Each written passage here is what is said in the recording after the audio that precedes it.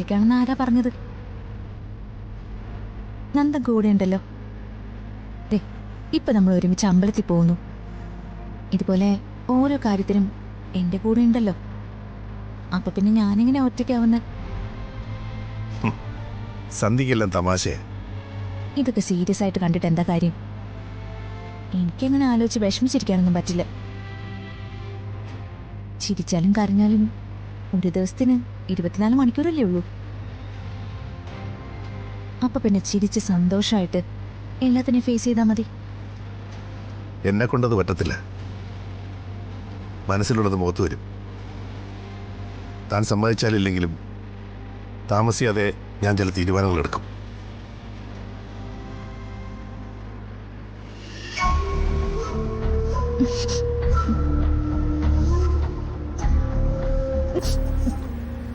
എന്താ എന്തുപറ്റി?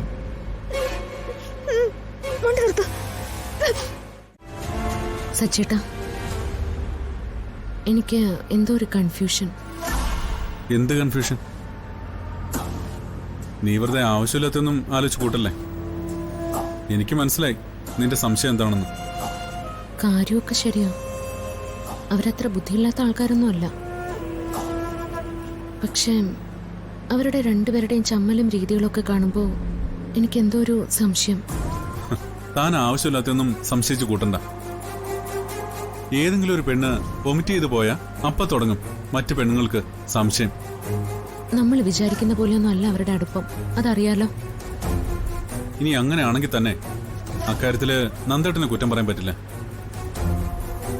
അവന്തിയെടുത്തിയുടെ സ്വഭാവം തന്നെയാ എല്ലാത്തിനും കാരണം. ഇതെങ്ങാനോ അവന്തിയെടുത്തിയുടെ ചെവിയിലെത്തിയ പിന്നെ അത് മതി നെല്ലിശ്ശേരിയിൽ പൂരം തുടങ്ങാൻ.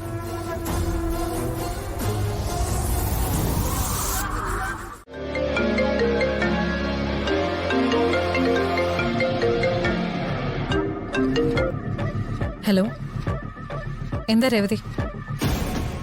മാഡം ഒന്നും അറിയാതെ ഇങ്ങനെ വീട്ടിൽ തന്നെ ഇരുന്നോ? പുറത്ത് നടക്കുന്നതേ അത്ര നല്ല കാര്യങ്ങളൊന്നും അല്ല. നീ എന്തേ പറഞ്ഞു വരുന്നേ? നന്ദൻ സാറിനെ ഞാൻ ഇപ്പൊ കണ്ടു. കൂടെ ആ ഡോക്ടർ സന്ധ്യ ഉണ്ടായിരുന്നു.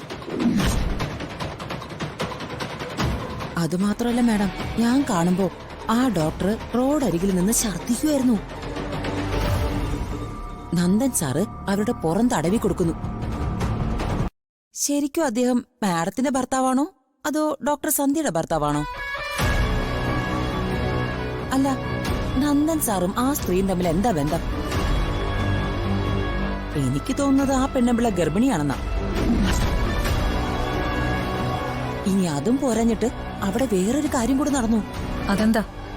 ആ സമയത്ത് അവിടെ രണ്ടുപേരും കൂടെ വന്നു, സച്ചി സാറും അർച്ചന മാഡവും.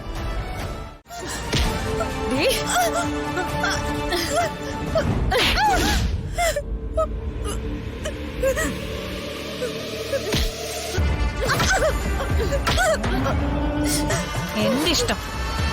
എന്റെ ഭർത്താവിനോട് ഞാൻ എനിക്കിഷ്ടമുള്ളതൊക്കെ ചെയ്യും. അത് ചോദിക്കാൻ നീ ആരാടി? ഞാൻ അയാളെ പൂട്ടിയിടും, പീഡിപ്പിക്കും, ചിലപ്പോ കൊന്നൊന്നും വരും. പക്ഷെ മരണം വരെ ഞാൻ തന്നെ ആയിരിക്കും അയാളുടെ ഭാര്യ.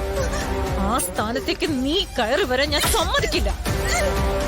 അവിഹിത ഗർഭം ഉണ്ടാക്കി അയാളെ തട്ടിയെടുക്കാൻ നീ കരുതിയ? അങ്ങനെയാണെങ്കിൽ നിന്റെ ഗർഭം അങ്ങ് കലങ്ങി ഇല്ലാതായി പോട്ടെ.